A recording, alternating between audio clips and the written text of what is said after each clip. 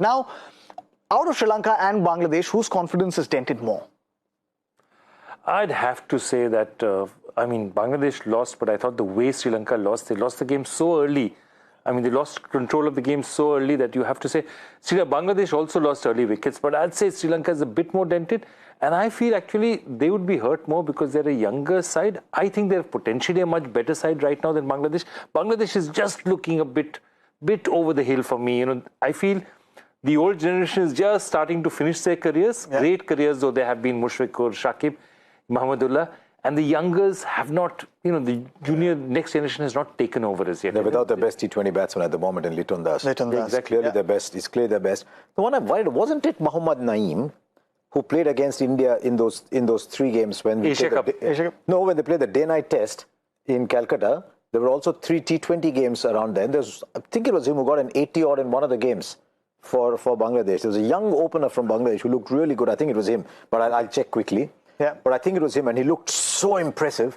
But he's stagnated. When I first saw Shamma Sharkar, I thought he was a really good player. He stagnated and never made it.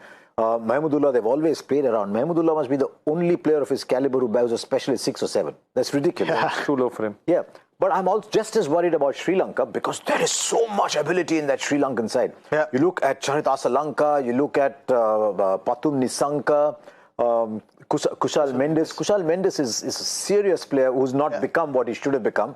Then it's always too late for Karuna Ratne. Hasaranga is a batsman who in disguise. I don't know what he does. He's such a good batsman, but he only wants to hit every ball for a 6. And Dasun Chanaka requires his time, but they're still struggling a little bit there. There's a lot of young players who are not becoming the batsmen that they can be. You see how much they rely now in the absence of Chamira. How much they rely on 2 players, on Tikshana and on Hasaranga. I think Patirana is going to become a really good bowler, but I don't know if he's ready for it just yet. I saw how Gurbaz went after him the other day. But it's a side that's relying on too few people at the moment. And can that be a good news, Joy, for Bangladesh now? Because Bangladesh's batting hasn't, in the last game, they just didn't turn up, it seemed like, because they were very slow. The approach seemed outdated. Here, against this attack, can they fancy themselves? This is a good attack. The Sri Lankan attack is not a bad attack at all. Okay. If you look at it, Hasaranga, they have genuine ability with the ball. Pathirana is difficult to pick up. They're missing a genuine quick. There's no Dushmanta Chamira out there. They're missing those 2 quicks. But the point is, this is not a bad shot. And especially in these conditions, big ground, they have excellent spinners. Okay? So they're not badly off at all. Even their specialist bowlers, as I said, take pace off the ball. They're very good at that. So it's their batting that has let them down. And what happened in both these cases? Both the teams' batting let them down and their bowlers just didn't have enough to defend. Yeah. I have a feeling that the Sri Lankan batting probably, if it gets its act together, I think they're a better team at this point in time. Yeah. Okay, and they're playing on the same track as the India-Hong Kong game, so it's the same track. So it might hold a little bit because it's very, very hot. So these tracks will become a little drier. And if the ball does grip, it's good for both sides if the ball grips a little bit. But I just think Sri Lanka's spinners have a little bit more. I know Shakib bowled well, Mehdi bowls well. But I just think that if it grips a little bit, Sri Lanka are better off. If you look at the Bangladesh squad there as well, and if it grips on this pitch in Dubai, would they fancy picking an extra spinner? Perhaps they already have actually. Musaddiq can bowl. Musaddiq bowled really well. Yeah, Musaddiq can bowl. But they also have Naseem Ahmed sitting out. Can they sit out perhaps a Taskin Ahmed and bring in Naseem Ahmed, another spinner? Or does this seem okay right now? Who do you start the bowling with then? Saifuddin? Yeah, there's Saifuddin, there's Mustafizur Rahman, and then you play with 3 frontline spinners. Yeah, you can bowl Saifuddin up front. But the truth is that even otherwise, they've got Musaddiq and they've got Mahmudullah.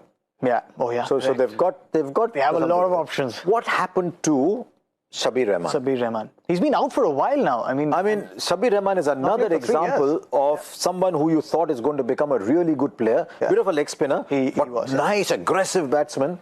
Where is Shabir Rahman? 3 years. Hasn't played in 3 years. So there's a lot of those in Bangladesh, there's a lot of those in Sri Lanka. Both teams will look at themselves and say, have we become the team that we can? If they discover that, I think both teams play to potential. Sri Lanka should win. But we'll wait and see. You feel the same? And there's always needle though. There's always needle. Sri Lanka versus Bangladesh. Remember after last time's Asia Cup? Oh yes. Yeah, they'll fight it out. And I think, look, my only thing is that Sri Lanka is a better team on paper for me. Shakib is a really wily old customer. He's come back as captain, and Shakib is perhaps the most polarizing person in Bangladesh cricket. Either you love him or you hate him. He's there or he's not there. I think he's probably at the end of what is a fantastic career, towards the end of a fantastic career. So he's smart enough, if he can sort of motivate the team, put it together, and for once say that, this is all it's all about. Bangladesh's problem is there are too many games off the field as well. And if they can stay on the field and they can focus on the field, they're not that bad a side. Having said that, I still say this Sri Lanka team has a lot of potential. If they sort of work to their potential, this could be a really good team in the next